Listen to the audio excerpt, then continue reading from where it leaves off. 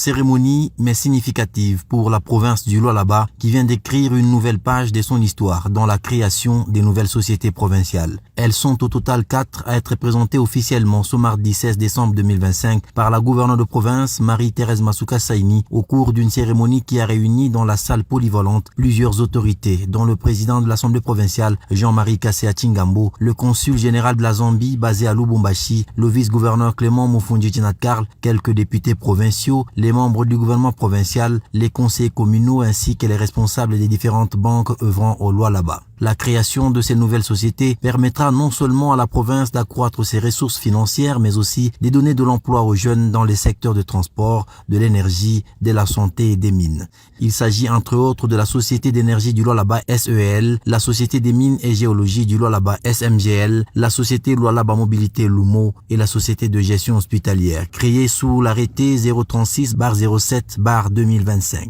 En ces jours mémorables, le Lualaba confirme sa détermination à bâtir des institutions solides et performantes. Avec l'aide de Dieu et sous le leadership éclairé de son Excellence, Monsieur le Président de la République, notre province poursuivra résolument sa marche. La Société minière du Lualaba, la Société de gestion hospitalière du Lualaba, la Société d'énergie du Lualaba et la Société Lualaba Mobilité traduisent la volonté du gouvernement provincial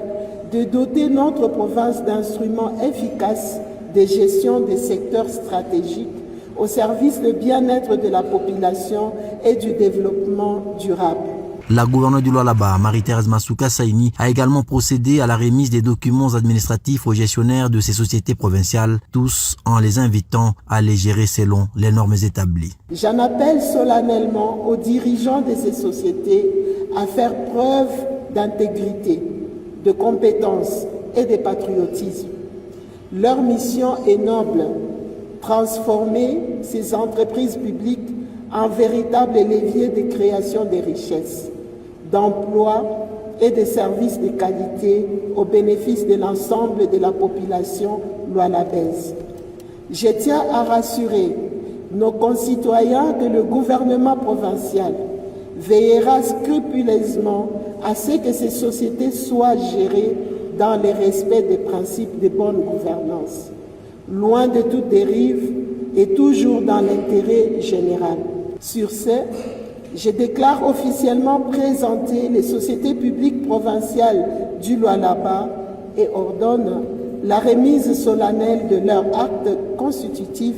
à leurs représentants statutaires. S'en est suivi l'exposition des minerais qui regorgent les zones artisanales cédées à la province et la visite du charroi automobile payé sur fonds propres de la province composé des bus destinés au transport des étudiants de toutes les institutions supérieures et universitaires du Lualaba, de transport scolaire et de transport intercommunal. La création de ces nouvelles sociétés provinciales témoigne la franche collaboration qui existe entre l'Assemblée provinciale et l'exécutif provincial, a renchéri Jean-Marie Kassea Tchingambo, président de l'organe délibérant du Lualaba. Comme le chef de l'État ne cesse de le répéter, si nous travaillons dans la même stratégie, dans la collaboration, et le résultat aujourd'hui, c'est la population qui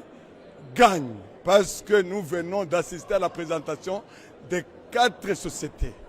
créées par la province du Lualaba suite aux édits